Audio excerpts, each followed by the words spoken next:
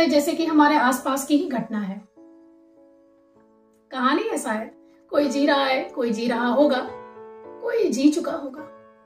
किताब का नाम है बेहया। बेहया लिखा है विनीता अस्थाना जी ने, और विनीता अस्थाना जी की ये पहली किताब है। मैं हूँ मीनाक्षी शुक्ला। नमस्कार आप सभी का अपने इस चैनल शब्द बेनी पर आपका बहुत स्वागत करती हूँ। तो आज हम जिस किताब के बारे में बात करेंगे, इस किताब का नाम है बेहया। बेहया का कवर पृष्ठ देखने पर आपको अंदाजा लग गया होगा कि ऐसी स्त्री जो सिगरेट शराब पीती है, पुरुषों से खुलकर बात करती हो, बाहर काम करने जाती हो, ऐसे स्त्री को शायद समाज ने बेहया कह दिया होगा ना। आप यहाँ गलत है। बेहया होने के समाज ने बहुत सारे मापदंड पहले से तय कर रखे हैं और समाज अपने अनुसार तय करता रहेगा आगे भी। चलिए बात करते हैं कहानी के बारे में। कहानी है शहरी कामकाजी सिया की। सिया पढ़ी लिखी आत्मनिर्भर स्त्री है, दिखने में बेहद खूबसूरत है, 2 बच्चों की माँ है।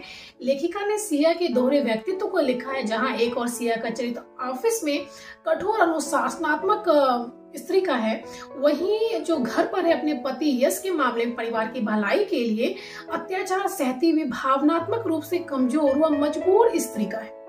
दूसरों के दुख में दुखी होना, उसकी हर संभव मदद करना सिया की प्रकृति है।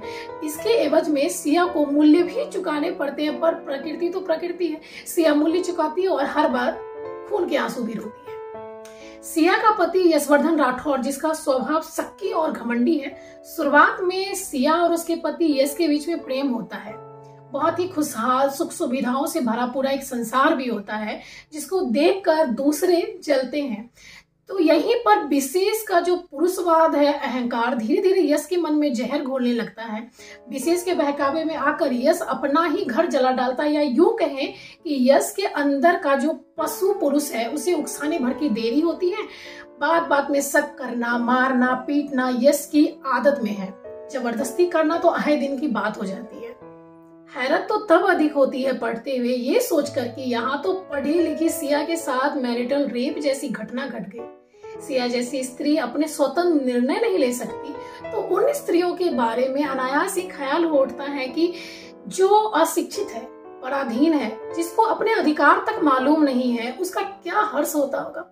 खैर ये बताने की आवश्यकता भी महसूस नहीं होती जब सिया जैसी महिलाएं अपने घर को बचाने के लिए चुप रह जाती है, अकेलेपन का दंश झेलती है, समाज की ओर से उठती नजरें और समाज से कई बार टकराती है, लेकिन अपने मुंह नहीं खोलती है।